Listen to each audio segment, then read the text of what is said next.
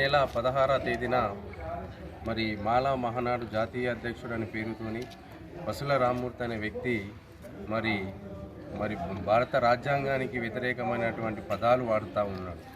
మేము ఈ సమాజంలో సామాజిక న్యాయాన్ని వర్గీకరణ చేయాలని మేము శాంతియుతంగా ఈ రాష్ట్ర ప్రభుత్వానికి మరియు ఈ కేంద్ర ప్రభుత్వానికి మేము మా బాధను చెప్పుకుంటూ ఉంటే మరి మా వర్గీకరణ కోసం పోరాటం చేస్తున్న మందకృష్ణ మాదిగ గారిని కొట్టి చంపాలని మరియు ఈ వర్గీకరణను కోరుతున్నటువంటి ప్రజలందరినీ ఈ సమాజం నుంచి బహిష్కరించాలని మరి రాజ్యాంగానికి వ్యతిరేకమైనటువంటి పదాలను వాడుతూ మరి ఈ సమాజంలో ఉన్నటువంటి మాదిగలందరినీ బహిష్కరించాలని మరి ఇంత పెద్ద పదాలు వాడుతూ మా మనోభావాలు దెబ్బతీసేలా ప్రవర్తన చేస్తూ ఉన్నాడు.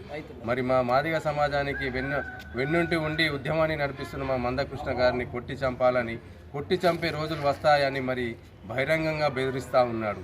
ఇలాంటి వ్యక్తులను మరి సమాజంలో వదిలిపెడితే మరి శాంతియుతమైనటువంటి వాతావరణం మరి అశాంతిగా మారుతుంది.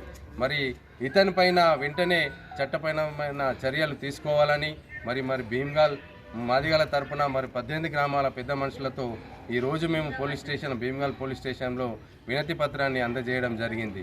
వెంటనే ఈ పసుల రామ్మూర్తి అనే ఈ వ్యక్తిని వెంటనే చట్టపరమైన చర్యను తీసుకొని కఠినంగా శిక్షించాలని మా భీమ్గల్ మండల మాదిగ ఐక్యవేదిక మరియు MRPS కమిటీ తరపున మేము డిమాండ్ చేస్తూ ఉన్నాం.